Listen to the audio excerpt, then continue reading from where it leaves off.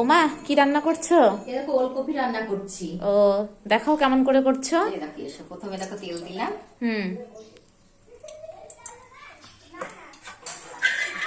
তেলটা একটু গরম হয়ে গেলে একটু বড়ি ভেজে দিচ্ছি। আচ্ছা। দেখো বড়িগুলোকে লাল লাল করে ভেজে তুলে রাখলাম। আচ্ছা।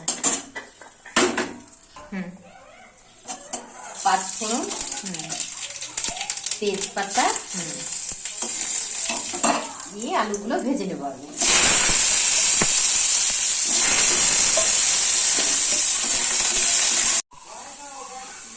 একটু হলুদ দিয়ে দিলাম। একটু নেড়ে দিচ্ছি। দেখো আলুটা ভাজা ভাজা হয়ে গেল। এবার ওলকপিটা দিয়ে দিচ্ছি। কিছুক্ষণ কষিয়ে নিয়ে তারপরে মশলা দেবো। আচ্ছা, লবণটা দিয়ে দিচ্ছি।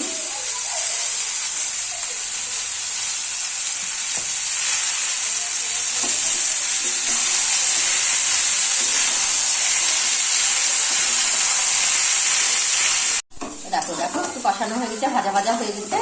এবার আমি আদা বাটা, জিরে বাটা, লঙ্কা বাটা একসঙ্গে দিয়ে দিচ্ছি এর ভেতরে।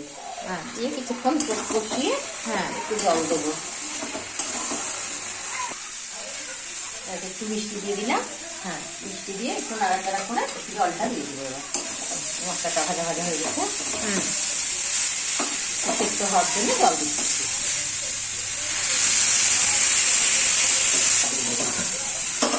এবার এটাকে ঢাকা দিয়ে দেবেন। বড়িটা কখন দেবে মা? বড়িটা এই তরকারি হয়ে যাওয়ার একটু আগে দেবো।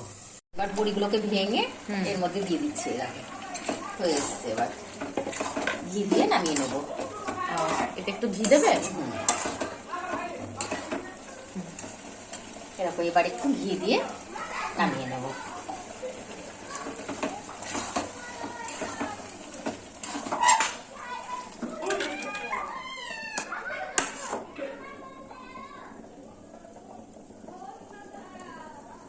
রেডি হয়ে গেছে তোমার তরকারি।